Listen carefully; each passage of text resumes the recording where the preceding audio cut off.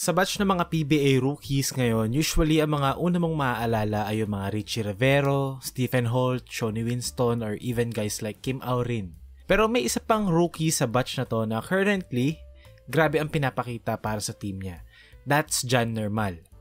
First of all, aware ako na isa siyang 30-year-old rookie. Pero that doesn't mean na hindi na natin siya pwedeng pag-usapan. Unang-una sa lahat, pangalan niya John McHale Nermal, diba? Bakit naman natin hindi pag-uusapan yon? Anyway, si John Nermal ay isang 6'3 guard-ish na wing na naglaro before sa MPBL. Ngayon, sa NLEX, buong rookie season niya so far, nakapaglaro siya ng 10 games. Played roughly 18 minutes per game, kung saan nag-average siya ng 10.6 points and 3.1 rebounds. Pinaka-standout sa unang panood ko pa lang ay yung triple threat game niya. Bihira na sa players ngayon yung laging naka-triple threat position pagsalo ng bola. Yung footwork niya parang remix ng Ronald Tubid tsaka James Yap. Pero to be honest, he reminds me of a chill version ni Renz Sabando minus the crazy shot blocking, I guess. Kung makikita natin sa play na to, galing sa inbounds mag-Iverson cut si John Nermal sa dalawang screens na to, and then after nun magfa-flow siya into an empty 2-man game.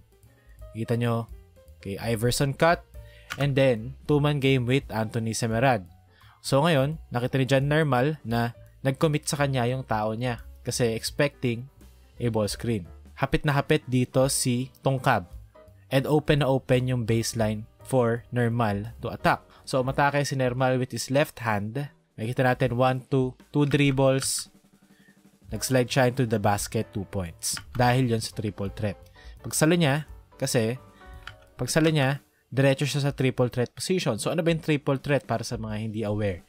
So kaya siya triple threat kasi you have the ability to drive, to pass, or to shoot. And ginagawa yan by planting a pivot foot. So dito sa case na to, yung pivot niya is yung right leg niya. So ito, tong paa na to, pwede itong gumalaw either dito, 360. So bahala ka kung anong trip mo. So dyan pumapasok yung creativity. Kung maalala nyo sila Kobe, sila Jordan, Carmelo Anthony, lagi yan, mga pivot foot merchant yan, triple threat merchants. Kasi doon nagbubukas lalo yung laro nila. Or sa Pilipinas, si James Yap, si Mark Aguiwa, si Ronald Tubid, yan, mga lagi naka-triple threat position. Again, dito makikita natin, punta kay Nermal after ng loose ball. Again, naka-triple threat siya. He has the ability to shoot, to drive, or to pass. Pumampik siya, again, rip through, drive to the middle, one-hander. Again, dito sa play na to, okay? Nasa corner siya, triple threat position. Ang pivot niya is yung left foot against Wami Chongson.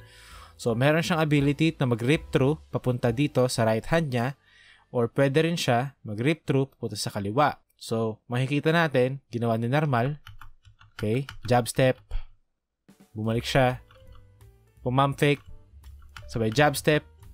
Okay, nakita niya hindi nagre-react si Wami Chongson. So, pinoprotektahan yung basket. So, parang, ang dating kasi nito, as someone na mahilig din mag-triple threat ako, kapag binabasa mo yung defender mo, nagbibigay ka ng jab step, and hindi siya ganun nagre-react, hindi siya lumalapit sa'yo, ibig sabihin yan, yung body language ni Wami Chongson, okay, sige, dumrev ka rito sa middle, salubungin mo si Kahilig, and yung help defense na Isaac, go. So, nakita ni Nermal na hindi reactive si Wami Chongson rather. So, nag-step back si Nermal, 3 points. Ala James Yap. And 3-point shooting wise naman, sa 10 games na yon he shot 31%.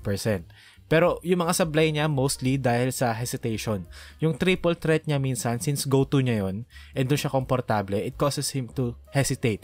Instead na catch and shoot diretso, napapa-hesitate siya sa triple threat, tapos magsasettle siya sa tres. After, as we can see here, kick out sa kanya, instead na tira na to, okay, ang layo ni Cameron Vegan sa kanya, instead na tira na yan, hinintay niya pa yung chance na maka-recover si Vegan kasi magti-triple threat pa siya rito.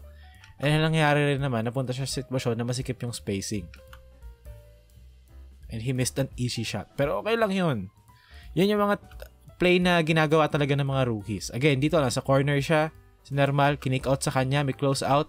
Instead na tira na to, kagad, nag-jab step muna siya. Pero thankfully, sa play na to, na-shoot niya yung 3 points.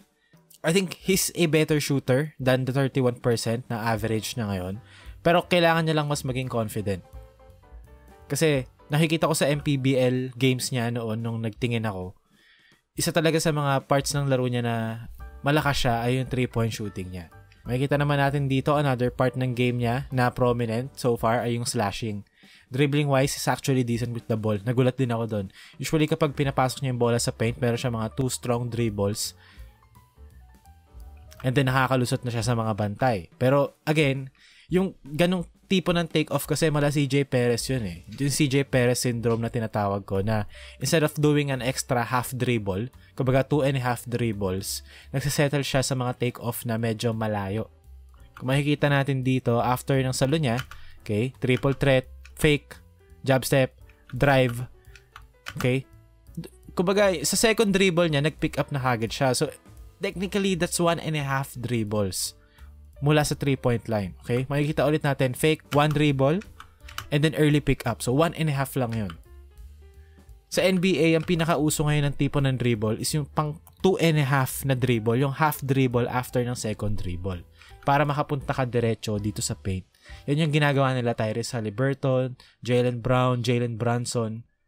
So, kung makikita ulit natin dito, handoff, okay, 1 dribble, 2 dribble, and then nag-take off na kagad siya ng ganung kalayo. I mean, nagawa niya, na-shoot niya yung tira, pero kung maghahanap tayo ng areas for improvement, ito yon.